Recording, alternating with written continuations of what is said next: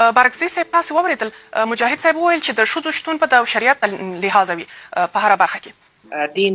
تر ټولو مهمه خبره ده، خو متاسفانه یو ډله په دې فکر او نظر باندې دی چې د هغو پر اتاک سره افغان خلک مسلمانان شوي دي یا حتی په دنیا کې دوی غواړي چې اسلام خپور کړي، حالانکه چې دوی د اسلام په نامه باندې یو هغه داغ دی چې متاسفانه د مسلمانانو په مخ باندې وهل شوی لګول شوی. زه غواړم چې مشخص پوښتنې یا مسایل مطرح کړم. اول، آیا افغانستان او د افغانستان خلک یوازینی اسلامي نظام او خلک په دې نړۍ کې چې تر 1 میلیارډ ډیر مسلمانان دي شته په دې نړۍ کې کنه؟ دویم، آیا پاکستان چې د یو ښځې لخوا څخه اداره کېدل اسلامي ملک او کنه؟ ځکه همدغه مسلمانان چې نن راغلي افغانان موږ مسلمان کوي او دا دوی په دې باندې دي چې یعنې د دوی پلرونه او نیکونه چې په افغانستان کې ژوند کوي مسلمانان نه وو، د اسلامي نظام تر چتر لاندې نه وو، ځکه هغوی مبارزه ونه کړله، ځکه هغوی د وخت او د زمان د رژیمونو سره جنګ ونه کړ. یعنې دا په دې تیر 40 کلونو کې افغانستان مسلمانۍ ته رابلل شوی، دوی بلنلیک ځان سره راوستی دی، مګر دوی په مغه کور کې ژوند کاوه او مالته یې ساه ایسته او مالته دوی لوی سو چې یوه ښځه هغه کور اداره کوله چې هغه بېنظیر بوټو وه. د دې ترڅنګ آیا نور اسلامي ملکونه نشته؟ تاسو مهرباني وکړئ شاهي نظام وګورئ، عربستان سعودي، اماراتي نظام وګورئ چې دوی ډېر لیوالتیا ورته لري، امارات متحده عرب. ورشئ جمهوري نظامونه وګورئ، مصر چې د مصر په الازهر کې د اسلام تر ټولو ډېر پوهان هلته شته. تاسو ورشئ هغه نظامونه وګورئ او بیا راشئ وایاستئ چې په افغانستان کې دغه شی برخلاف د اسلام. یو دا دی چې د اسلام نه استفاده کیږي، سیاسي ګټه اخیستل کیږي، یو دا دی چې په حقیقي لحاظ باندې یو څوک مسلمان دی. یو مسلمان ته په اول قدم کې جهاد افضل فرض دی چې خپل نفس سره مبارزه وکړي او د دې نفس مبارزې اولنۍ کرښه همدغه دی چې خپل سترګې وساتي. بله مجاهد صاحب څخه به پوښتنه وکړم. زه بل موضوع ته راځم. بله دا هغه اسلام دی چې د پیغمبر ښځه تجارت کاوه. صحیح، دا هغه اسلام دی اولنی څوک چې بیعت یې وکړي اسلام ته ښځه وه. دا هغه اسلام دی چې ډېر روایتونه د ښځو لخوا څخه نقل قول شوی دی. نو زه نه پوهېږم چې د اسلام او د طالبانو اسلام په مابینځ کې څومره واټن شته او دوی ولې غواړي د افغانستان میرمنې د هغه سیاسي معاملاتو قرباني کړي چې خلک په تیارو کې وساتي. که چېرته خلک د تعلیم نه محروم پاتې کېږي په دې معنا باندې چې یو ټولنه پرمختګ نه محروم پاتې کېږي. که چېرته دوی پلمې راولي او وایي چې ولا زمینه د تعلیم لپاره برابره نه ده، تاسو افغانستان د معرفت، ترقۍ او تعلیم له لارې نه یې وباسئ. او که چېرته راځئ تاسو وایاستئ چې ولا دا تېر 20 کلونه هسې و داسې تر تاسو ډېر ښه و، هر څه څه وه، هم بین المللي رسمیت یې درلوده، هم داخلي مشروعیت یې درلوده، هم د اقل داسې یو افغانستان تاسو ته په لاس درکړل شو چې تاسو یې په 100 کاله نور ولاکې جوړ کوی شئ. ځکه تاسو نه پورې هغه خپل ذهن چې د یو بل منلو لپاره دی، که قوم دی، که ژبه ده، که مذهب دی او که جنسي جوړښت په یو ټولنه کې ده، د تفاوتونو ترڅنګ او یا هم سیاسي افکار. زه تاسو سره هیڅ مشکل نه لرم، زما سیاسي فکر بیل دی، تاسو سیاسي فکر بیل دی، ته هم افغان یې، زه هم افغان یم. تر تاسو ما به ډېر په دې وطن کې خواري او قرباني تیر کړي او ګاللې مې دي او تر تاسو به زما ډېر دې وطن ته وخوږېږي، مګر خبره هم دا ده چې موږ راځو پلمې په مابینځ کې جوړو او دغه پلمې متاسفانه د افغانستان د تاریخ او د افغانستان د خلکو نه غچ اخیستل دی، هغه هم د نورو په لمس سره. مجاهد صاحب تاسې خبرې واورېدلې د نورو هیوادونو سره د افغانستان پرتله بارکزي صاحب وکړه. آیا تاسې د دې خبرې سره موافق یاست چې د نورو هیوادونو اسلام د افغانستان یا د طالبانو له اسلام سره توپیر لري؟ نه، اصلي موضوع دا ده چې بارکزي صاحب بیچاره نور ښه تحصیلات یې کړي دي، په سیاست کې هم پوهېږي، په نورو مسایلو کې هم، په اسلام باندې پوهېږي سمه ده. وجه دغه ده چې دا بیچاره د سیاسي زاویې نه د اسلام مسایلو ته راغلی. اول وایي چې افغانستان مخکې مسلمان نه، اوس مسلمان شو. افغانستان 1400 کاله مسلمان و، ملت مسلمان و، حکومتونه مختلف کې تېر شوي، حکومتونه داسې هم تېر شوي چې کمونیستي حکومت و، هېڅوک انکار نشي ځینې کولی، او دا اوس هم د امریکا یو ټپل شوی رژیم و 20 کاله، دې هم څوک انکار نشي کولی. دا بیرته اصلاحات غواړي. افغانستان ټولنه مسلمانه ده، ولې دلته د اشغال سره حساسیت ښودل کېږي، په نورو ټولنو کې نشته. افغانستان خلک باید په نورو باندې قیاس نه کوو، په نورو سره متفاوت یو. موږ هېڅ هم د امریکې او د نیمې نړۍ سره 20 کاله جنګ نه ده کړی، موږ کړی، یعنې موږ حساس یو دې مسلې سره، زموږ هېواد دی مجاهد صاحب د امریکا سره خو تاسو موافقه وکړه د اسلام سره. زه راځم ستونزه او دا مسایل د اسلام او د دین مسایل بیا د پاکستان پورې تړلي، دا بله ناپوهي ده. چې پوهوي دلته زموږ دیني علما سپین ږیري علما دي، په بلخ کې ناست ده، په فراه کې ناست ده، په هرات کې ناست ده، په منابرو کې، په مدارسو کې، په دیني بخشونو کې د هغو نه موږ مشوره اخلو. موږ د کوم بهرني هېواد نه علما نه راغواړو. موږ اوس دغه سپین ږیري علما هم د پاکستان لاسپوڅي بولي، هغه دیني کتابونه فقه اسلامي د امام ابو حنیفه رحمه الله کتابونه دي او دغه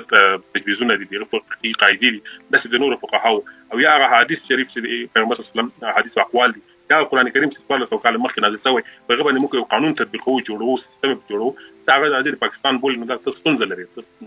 او خدای لري بیچاره په صورت موږ د دې هیواد لپاره لوی قرباني ورکړي دا قرباني د یو هدف معنوي هدف لپاره و دلته مصر د بل کوم هیواد دلته هغه خلک وسیږي چې په لپاره ډیر ستړیا غل 2 میلیونه موږ انسانان شهیدان دي هدف لپاره نو بنا ان موږ نسکو دا هدف مقدر په لوړه به تمام موږ نسکو چې د هدف نتیجه بلا شک چې مصر کې سامه رقم سیاسي چوکاټ کې نه د تطبیق لکه څنګه شریعت وایي لکه څنګه په د ازهر علماء وایي بلا شک چې په نور ټولنه کې چې مثالونه ورکړي شریعت په سیاسي چوکاټ کې هغه د نه د تطبیق لکه څنګه چې دغه دینی مصادر وایي شهاب په پاکستان کې اسلام هغه سنت صادر لکه څنګه چې باید وایي په پاکستان کې بلا شک د اسلام د پاکستان سیاسي اډانه او چوکاټ د اسلامي نظام نمائندګي نه کوي لکه څنګه چې هغه ملک هیواد د دینی مصادر کوم حکم کې دار کوم د دینی نظام نه هلته خو تپل دی هلته خو څوک حاکمیت د چابلاس ورغل لکه شل کله موږ سرنوي پلاس او دین مهم نه دی او دا مهم دی بس صرف مادي ارتقاء دا ورته مهم دینی لحاظ ستاسو هدف د جمهوریت حکومت څخه دی کده د پاکستان د ټول معنا نه د جمهوریت حکومت څخه زما هدف دا دی چې په نور ټول نړۍ کې په هغه معنا چې اسلام سره کوم وایي هغه نظام نس موږ هیڅ سمبل نه لرو چې اسلامي نظام تشریح موږ کوو هغه ټول قواعد عمل مثل کې کوم حکومت یې مسلمان لخوا څو کاله مخکې جوړ شو دا اوسنۍ سیاسي سره غلط په زور باندې په تقدمات په وکړه غوښتل اوپر نور هیوادونو کې د ستونزې شته افغانستان د څو قیاس کوي نه په نور هیوادونو باندې اول د پاکستان کول د موږ مسله او قضیه تړل دا بالکل خدامندانه ده د باید تاسو کوی افغانستان خلک خپل اختیار لري خپل مبارزه کوي د خپل اهداف لپاره نه د چا لپاره اجنډا لرو نه هدف البته موږ غواړو د هیواد مؤمنه خزر یا څه خزر وي چې لکه څنګه د اسلام په صدر کې بیان کړي لکه څنګه چې صحابيات کې دغه روایت دي هغه مثالونه ورکړي روایتونه اسلام کوي موږ وایو هغه څه تجارت دلته وو چې حضرت بي خدیجه رضی الله عنها موږ سره موافق یو څه نه لرو ولې د هغه چا سره څه نه لري غربي فکر لري هغه امریکایي فکر اور وایي اروپایي فکر ته کول غواړي هغه لپاره کار کوي شل کار دی او څنګه غاسته او دغه د هدف لپاره ځان ستړي کړي او څه خارم پکې چې افتخار نه ده او هیڅ لاسراوړنه نه ده اساسي کړی د هیواد برباد کړي فساد نهادینه قسم نهادینه فحشا نهادینه اوس موږ په کول ستړي دا یو څو ودانۍ جوړول چې تجارانو خپل مټ کړی دا تاسو لاسراوړنه نه دي دا هیواد څومره کورونه بمبارسي دي څومره خلک په مون لاندې مړ شو تاسو خوشاله ځوان په پارلمان کې ناست چوکۍ نه او خوشاله ځوان ملر بانکونه چې کلا وکړه کابل بانک څخه سقوط ورکړ نور مسایل ډیر د خپل تاریخ دي خلکو نه لګسي پټول غواړي بنا ان موږ د هیواد مالکین یو دا هیواد په هغه طریقه جوړول څنګه اسلامي شریعت وایي بارکزي صاحب تاسو د افغانستان په پارلمان کې یو غړی واست آیا دا دغه هیواد و چې فحشا پکښ کې عامه و متاسفانه هر څوک د خپل علاقې ور مورد په افغانستان کې ویني زه فکر کوم فحشا څومره په پاکستان کې و په افغانستان کې نه و او نه کېدای شي ځکه زموږ ټولنه فاحشه ټولنه نه و نه ده او نه به وشي یو دویم زه بیا خو بله مجاهد صاحب وایي چې دوی د پاکستان استازي نه دي زه تعجب کوم چې دوی وایي دوی د پاکستان استازي نه دي زه تعجب کوم چې دوی وایي دوی د امریکا سره جنگ کړي زه تعجب کوم چې دوی وایي چې دوی سیاسي اسلام نه کوي صحیح زه لازم که چیرته مجاهد صاحب آماده زه ورته وایم اول خو دوی ما په خبره باندې پوه نه شوله ځکه چې ما په واضح ټکو باندې ویل چې افغانستان داسې نه دی چې 40 کاله مخکې مسلمان شوی ښه ما هدف دا و چې یعنی تاسو او د تاسو نه مخکې چې مجاهدین او هغه نه مخکې چې خلک راغله او د اسلام په نوم باندې خلک ووژل مونږ ولې د مجاهدین د اسلام په نامه باندې څوکړل هغه بلډینګونه چې تاسو یادوي دا هغه تاسو مخکنی بادران دي او نن مونږ وینو چې د اسلام په نامه باندې څه کیږي دا تیر شل کاله صحیح یو ځای به د امریکا اشغال وکړو تاسو هم هغه اشغال ته مشروعیت ورکړ تاسو چې تاسو سره وجنګیدل استئ تاسو سلاده کوم تاسو پیسې د کوموي تاسو په کوم خلک باندې لک ظلم وکړ زما نه یریږي چې تاسو د خلکو نه د یو سپیر په صفت باندې استفاده وکړه او دا تاسو واسطه خلکو مو جنګول څومره انتحاري عملو باندې تاسو خلکو وژل آیا کله مو دا فکر کړی چې تاسو کوم خدای ته تاګ لري او جواب ورکوي بارکزي صاحب دوی وایي چې تاسو غربي مفکورې ته کار کړی دی په افغانستان کې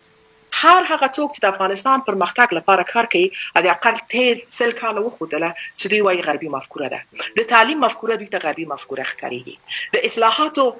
مفکوره دوی ته غربي مفکوره ښکاريږي د قانون د تطبیق مفکوره دوی ته غربي مفکوره ښکاريږي د انسان حقوق ته درناوی دوی ته غربي مفکوره ښکاريږي ځکه دوی ځان سره کومه مفکوره د ژوند کولو طریقه نه لري او نه پوهیږي دوی ته هغه شیان او مغزو کې انجکټ شوی دي چې دوی بس په مغز یو خط باندې روان دي. حتی دوی دا ادعا کوي چې په دې ټول نړۍ کې په دې ټول اسلامي نړۍ کې چې مسلمانان دي 1 میلیارډ نه اضافه مسلمانان دوی بیل مسلمانان دي, دوی بیل نظام غواړي او دوی ته یو هم د منلو وړ نه دي. حتی نن دا د دوی ادعا هم دا و چې یو زمونږ محترم مولوي چې نه پیغام څومره کتاب لوستی, څومره درس لوستی او څومره تعلیم دی, وایي تر مصر علماو باندې ډیر په ښه شیانو پوهیږي, حالانکه هغه کتابونه مالته لیکل شوي دي. بیا نور علما د هغې ځای نه اخیستی ترجمه کړي راوړي په هغې کې تغیرات راوړي. په هر صورت زه هغه شیان وایم هر څوک د خپل حد, توان, فکر, تعلیم, تحصیل او تجربې په چوکاټ کې غږیږي. زما خبره څه ده؟ زما خبره دا ده که چیرته اسلام نه سیاسي ګټه نه کیږي, آیا اسلامي امارات همدغه دی څه نن دی؟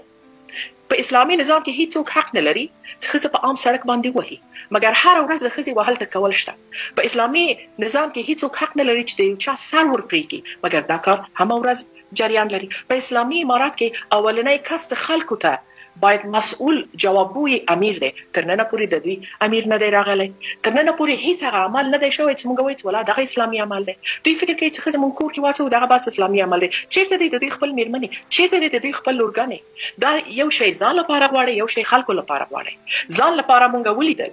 ستاسو مو ولیدل, تاسو نه مخکې مو ولیدل, تاسو بادران مو ولیدل چې ځان لپاره شی غوښته, مګر لپاره هیڅ شی نه غوښته. مخصوصا کله چې بحث د تعلیم او تحصیل راشي, فرض دی تعلیم تعلیم خبره سو باز نه تا انکار کوي او بیا د مجاهد